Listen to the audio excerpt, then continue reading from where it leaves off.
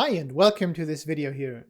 Today we're going to talk about rules for working with the inverse matrix. So this chapter is titled Rules for the Inverse Matrix.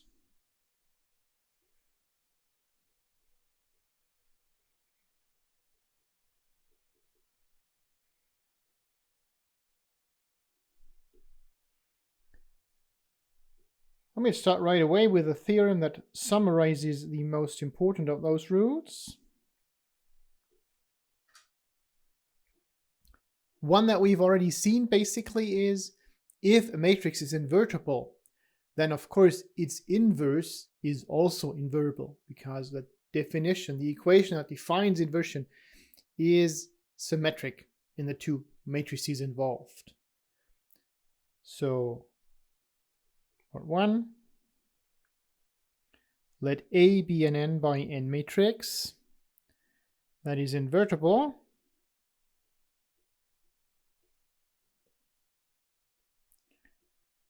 Then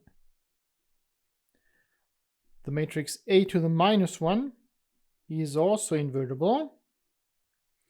And the same is true for the transposed matrix. That is also invertible. So A to the minus 1 and a transposed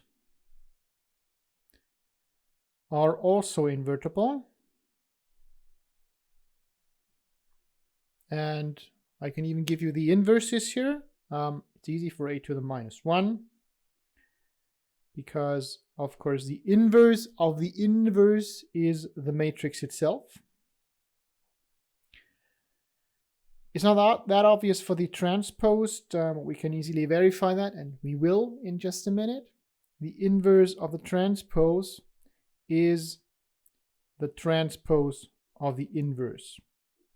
So whether you transpose first and invert then, or the other way around, does not make a difference for the result. That's why there is also a nice abbreviation for the transposed inverse matrix.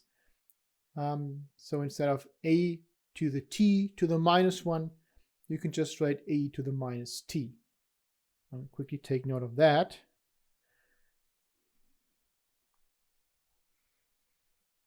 There is an abbreviation for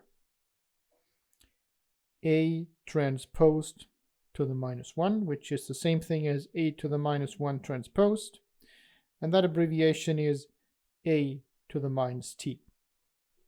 So that means both inverse and transposed. And the second claim of this theorem is about the product of two invertible matrices. Now let's say we have A and B, both in R to the n by n. And let's say both are invertible.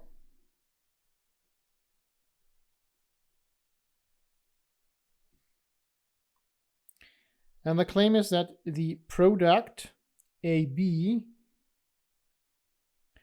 is also invertible,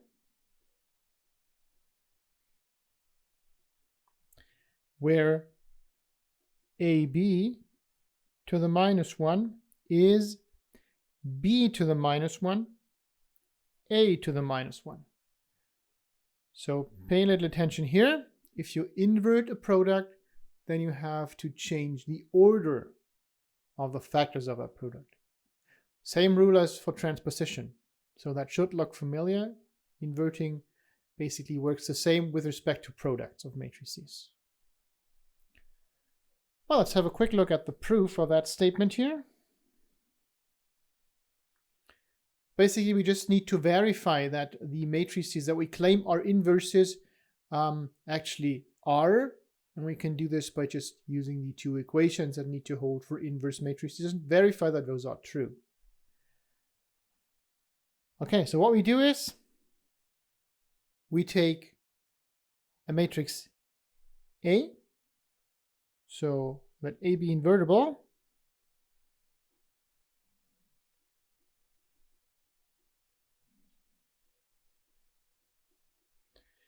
And then we're saying Well, if we take the inverse and multiply that by a, then of course that is in.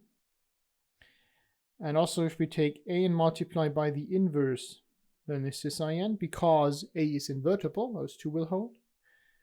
But that also means that a minus 1 is invertible because, well, that same symmetric equation also holds for a to the minus 1. So a to the minus 1 to the minus 1 is equal to a. For the transposition, a similar argument holds.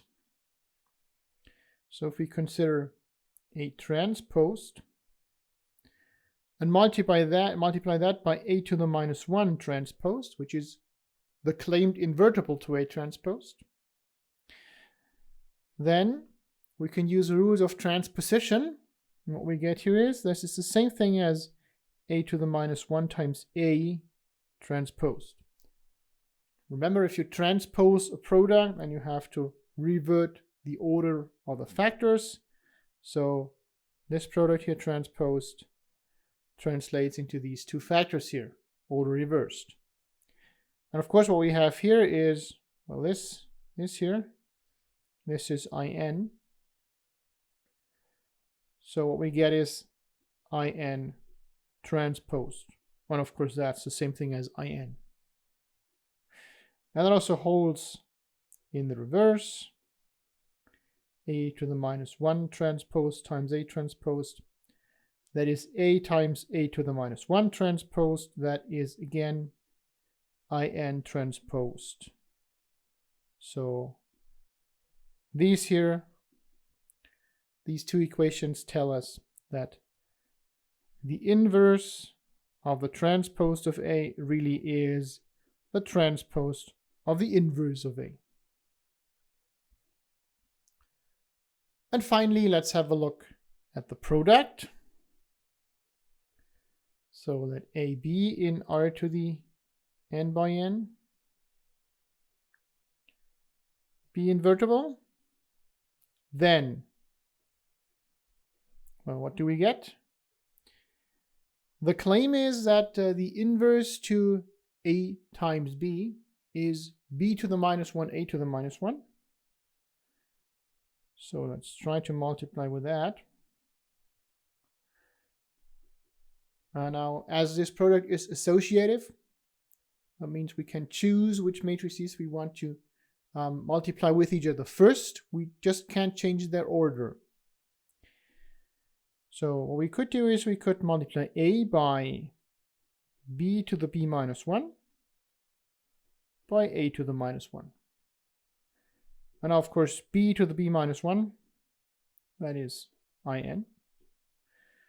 So what you get is a times in times a to the minus 1, which is a times I to the minus 1, which is in. So that works.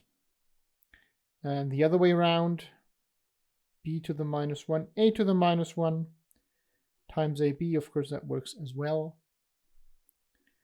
And again, the trick is to first use those two in the middle. And again, a times a to the minus 1 times a is equal to in. So this yields b to the minus 1b, and that again is in. So the inverse of ab is actually b to the minus 1, a to the minus 1. So that's a number of simple rules for the computation. Now, one more thing I'd like to talk about is there a simple characterization of invertible matrices? Can we recognize invertible matrices without maybe actually computing the inverse? Or at least while computing the inverse? Is there a way to see whether a matrix is invertible or not? And turns out there is.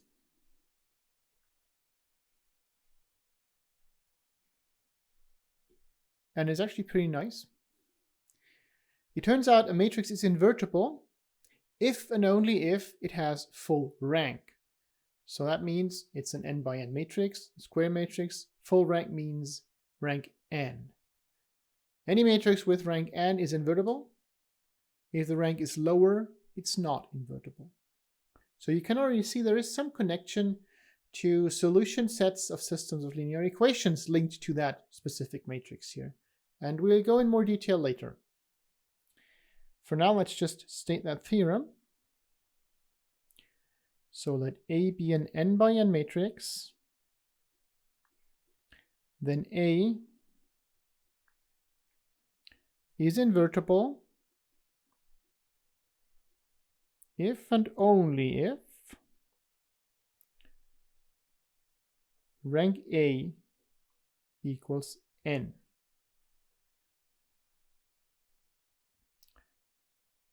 And again, I'd like to give you a sketch of the proof. So there's two things we have to show here. The first is, if A is invertible, then it needs to have rank n. The second is the inverse statement. If a matrix has rank n, then it is actually invertible. The first one is easier because we can just use results that we already have. So we start with an invertible matrix. Let A be invertible. Then there is an inverse matrix, let's call it B.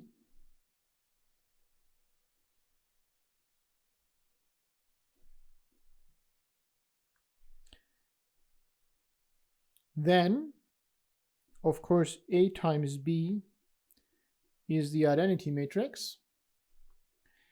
And that means the rank of A times B is equal to the rank of the identity matrix. Now, what is the rank of the identity matrix?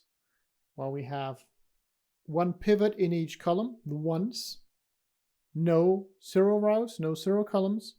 So, of course, we have n pivots, and that means the rank is n. But we also know the rank of a matrix product is less or equal to the rank of A or the rank of B. Less or equal to the minimum of both, actually. So if that rank here, if that is equal to n, then of course this rank can never be lower. Otherwise we'd have a contradiction. And that means the rank of A is actually equal to n. For the reverse, we'll have to use a different approach. So let's say we have a matrix that has rank n and we want to prove that there is an inverse. Then what we need to do is basically show that inverse and prove that it actually works. Or at least give a way to compute that inverse and show that there actually is an inverse. So let's start with an n by n matrix that has rank n. What do we know about a matrix that has rank n? Well, we know that a system of linear equations with that matrix as its coefficient matrix will have a unique solution for each right-hand side, because the dimension of the solution space will be 0.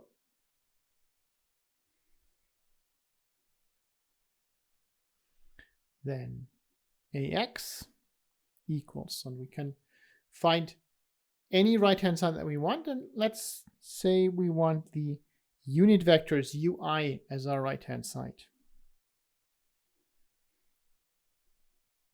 That has a unique solution for each unit vector U1 to UN. So I in the set 1 to n.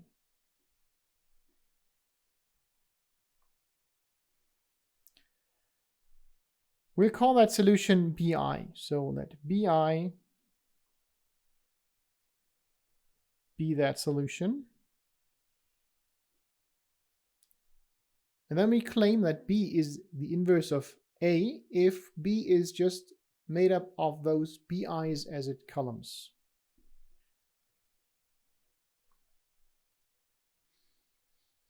So the matrix B, which is defined through the columns B1 to Bn, is an inverse of A.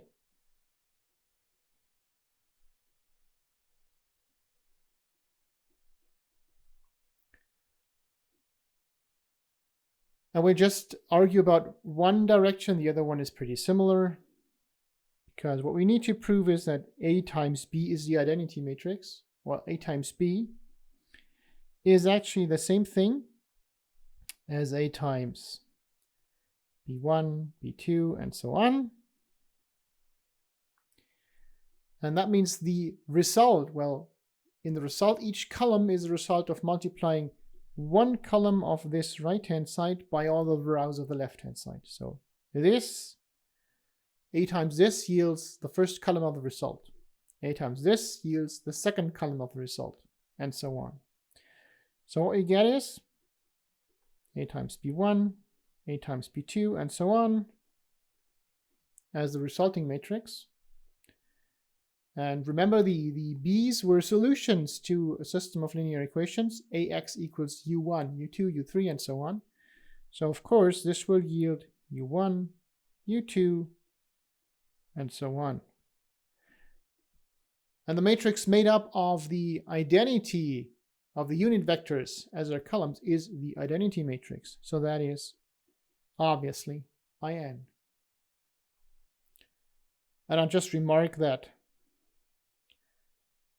similarly, one can also see that BA equals IN.